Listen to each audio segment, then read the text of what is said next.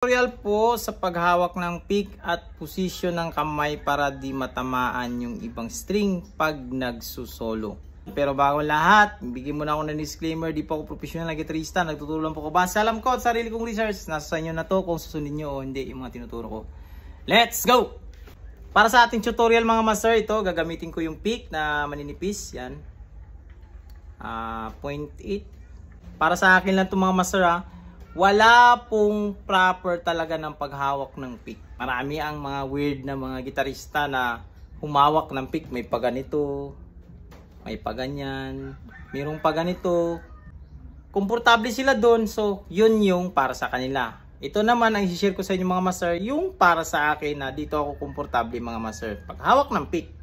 Paghawak ng pick mga master is ganito yung ating hinlalaki mga master. Lalagay natin yung ating pick dito. Yan. Tama-tama lang na hindi maglabas yung part na to. Yan. Para sa akin mga master ha. At ito isi-shift mo siya ganito ganyan. Nakaganito siya. At yan yung lalabas sa kanya. Ito yung sa halap yan. Pag mag-pick naman mga master is naka slightly angle. Yung nakaganito siya mga master yan. Para mag-glide lang siya sa string. Para sa akin kasi pag naka-angle yung forma ng pick ganito, mag-glide siya sa string. Dahil meron siyang angle. Pag ganito kasi mga master yan, pahalang sa kurdas, yan sasabit yan, matigas yan. Yan. Halos yan ang karamihan na puputol yung mga string kasi ganito. At pag baguhan pa tayo is mabigat. Siyempre yung ating right hand. Kaya pag ihahalang mo yan, meron din naman akong nakikita na nakahalang yung pick pero nakaganito siya. Yan. Pag paakyat niya, igaganito niya. Ang purpose doon mga master, bakit pag pababa is ginaganito niya at ganyan, para makuha niya yung angle, yung padulas ng string kumbaga. Kumbaga dudulas lang yung string. Hindi ganito na nakaganyan, naka-point siya tapos ganyan o sabit talaga yan o. Yan. Kunting trinay ko yun sa akin dati mga master, ganito ganyan. Yan. So masyadong maraming movement dito, hindi ko mababalance yan. So hindi yun para sa akin, hindi ako komportable doon.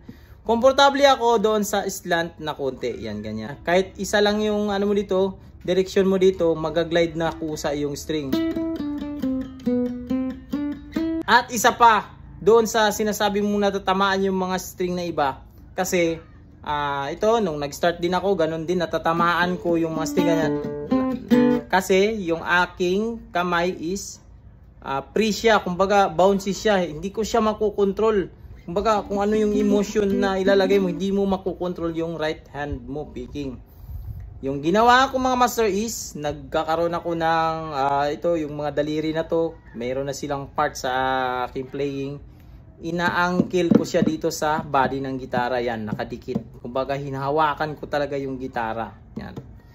Kaya pag mag-pick ako, ito lang yung, yan, meron na akong control picking.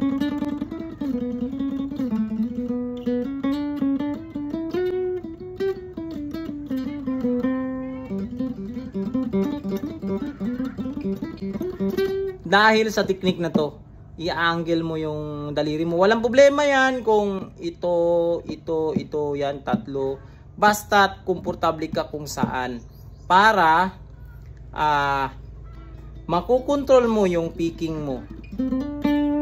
Electric guitar ko dito, gas-gas na yung pint niya. Yan. So, yun lang mga master. Sana nagkaroon kayo ng ideya dito mga master sa paghawak ng pick mga master.